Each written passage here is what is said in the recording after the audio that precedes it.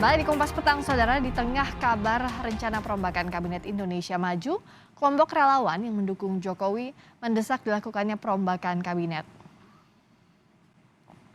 Sekjen DPP Relawan Pro Jokowi Handoko menyebut sejumlah menteri mengeluarkan kebijakan yang tidak sesuai dengan visi yang selama ini menjadi cita-cita Jokowi. Relawan Projo juga menyebut jika Jokowi ingin melakukan perombakan, saat ini merupakan waktu yang tepat karena waktu pemerintahan Jokowi akan segera berakhir dan 2 tahun dinilai cukup untuk menilai kinerja para menteri.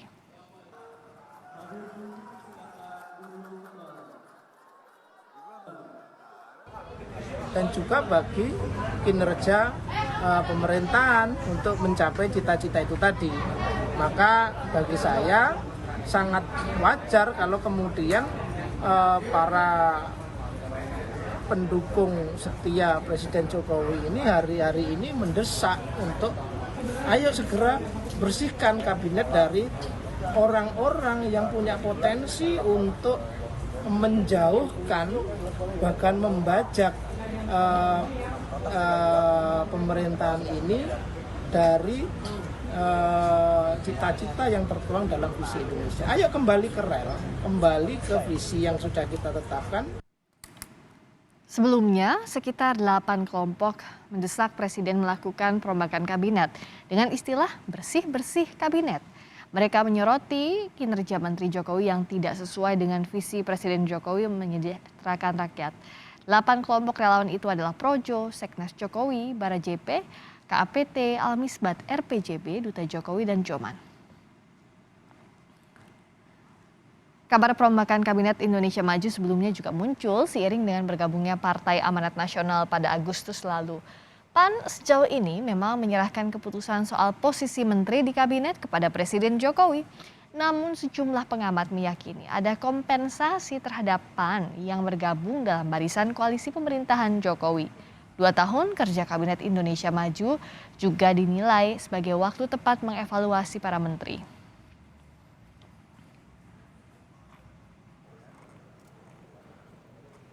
Sementara itu, seiring dengan selesainya masa jabatan Marsikal Hadi Cahyanto, sejumlah pengamat memperkirakan jika terjadi perombakan kabinet, Jokowi kemungkinan memasukkan nama Hadi Cahyanto ke dalam Kabinet Indonesia Maju. Selain memiliki kedekatan dengan Presiden Jokowi, sebagai Panglima TNI, Marsikal Hadi Cahyanto dinilai berhasil membantu menangani pandemi COVID-19 dengan bekerja sama dengan Kapolri menggerakkan pelaksanaan vaksinasi di berbagai daerah.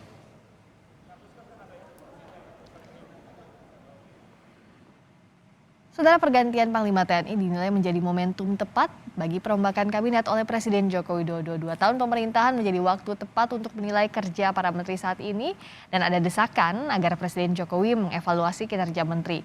Dan bergabungnya PAN juga menjadi pemicu perombakan kabinet. Lalu bagaimana ulasannya kita akan bahas bersama dengan Kepala Departemen Politik dan Perubahan Sosial CSIS, Arya Fernandes, dan juga Ketua Relawan Jokowi Mania, Emmanuel Ebenezer. Selamat sore, Bung Noel dan Mas Arya. Selamat sore, Mbak. Saya ke Bung Noel dulu.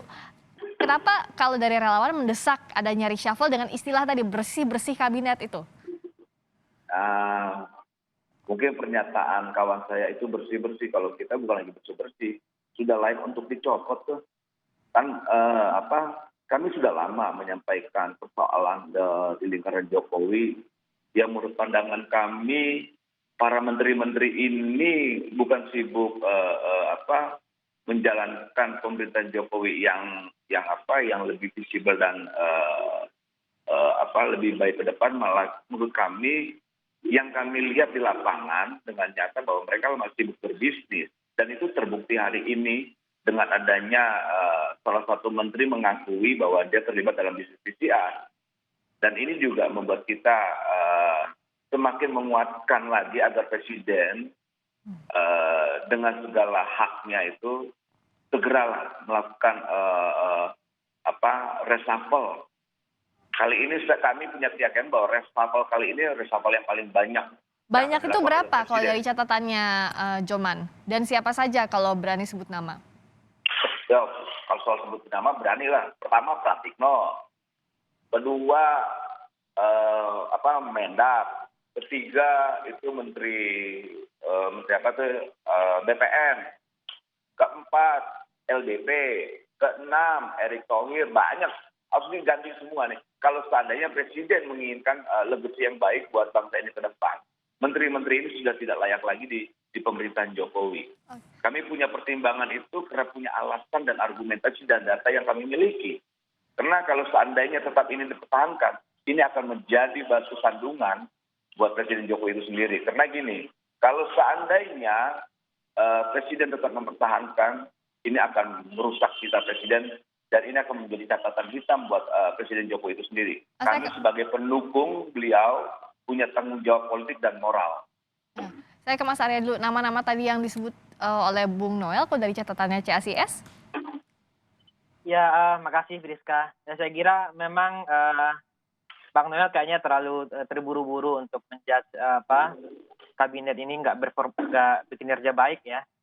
Tapi secara umum saya melihat memang ada catatan di beberapa tempat ya. Tapi secara umum saya melihat ada perbaikan yang cukup besar, terutama baik di tahun pertama maupun di tahun kedua. Paling nggak 2 indikasi ya. Indikasi yang pertama kita melihat terjadi perbaikan ekonomi kita dari yang sebelumnya minus, sekarang sudah plus ya.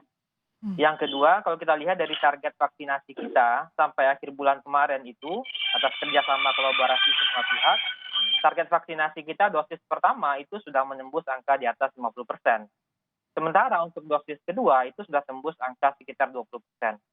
Ini tentu bukan hanya kerja Menteri Kesehatan saja, tapi ini kerja banyak pihak yang memang itu mendukung proses tidak hanya perbaikan pemulihan ekonomi, tapi juga mempercepat proses vaksinasi. Memang ada beberapa catatan seperti tadi Bang Noel sampaikan. Saya juga melihat memang ini sudah waktu yang pas bagi Presiden untuk melakukan evaluasi atau penyegaran terhadap kabinet.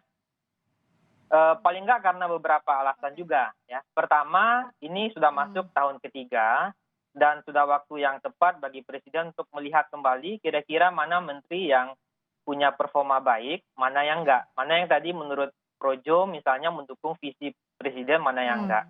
Catatan itu perlu diberikan Presiden.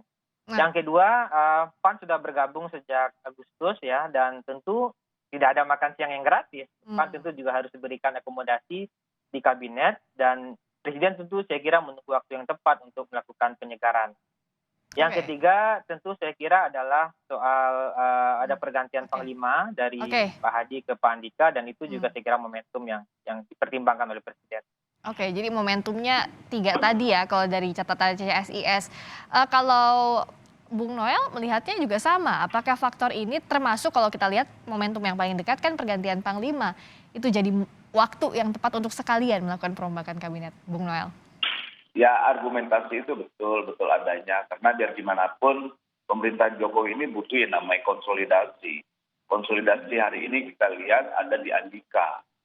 Mas Andika ini menjadi perekat konsolidasi di pemerintahan Jokowi. Karena biar gimana pun Mas Andika ini menjadi faktor buat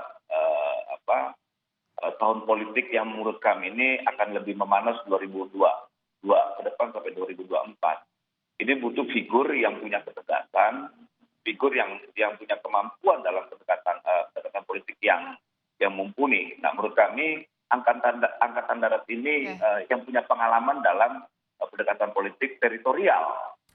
Jadi sekali lagi kita berharaplah nanti semoga momentum, karena kan kita lihat nih hambatan reshuffle ini karena berkaitan dengan pergantian Panglima. Karena kan nanti ini pelantikan menteri ini akan dibarengi dengan pelantikan juga Panglima. Oh, jadi kalau bocorannya Joman, yang Joman dengar, apakah harinya sama dengan pergantian Panglima? Kan biasanya kalau Joman suka dapat bisikan-bisikan dari istana kabarnya. Gimana Bung Noel? Gini Mbak, kalau kami melihatnya bukan bocoran tapi ya semoga, tapi hasil diskusi kita dengan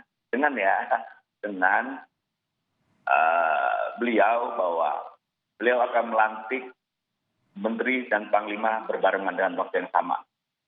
Oke, jadi waktunya sama dengan pergantian Menteri, pelantikan Panglima ini kalau yang didengar oleh Joman ya? Ya. Kalau Bung Arya melihatnya momentum ini tadi bukan hanya setelah pelantikan Panglima, bahkan harinya berbarengan. Ini apa maknanya kalau di hari yang sama, Bung Arya? saya nggak tahu ya, tapi kalau saya melihat ini kan baru disahkan DPR hari ini dan itu akan diparipurnakan di DPR pada Senin depan ya. Mhm. Kemungkinan dalam beberapa hari ke depan akan dilantik. Saya menduga nggak akan secepat itu Presiden melakukan reshuffle ya, apalagi bersamaan dengan pelantikan Panglima. Kenapa? Karena kan setelah Panglima diparipurnakan di hari Senin kan paling nggak butuh 1-2 hari Presiden untuk melantik ya. Mhm. Tapi dugaan saya nggak akan secepat itu. Nggak tahu saya apakah Bung Noel punya informasi yang lain ya. Ya. Tapi terhadap nama-nama yang disampaikan Bung Noel itu menarik ya. Ada LBP, Erick Thohir, Pak Pratikno dan segala macam.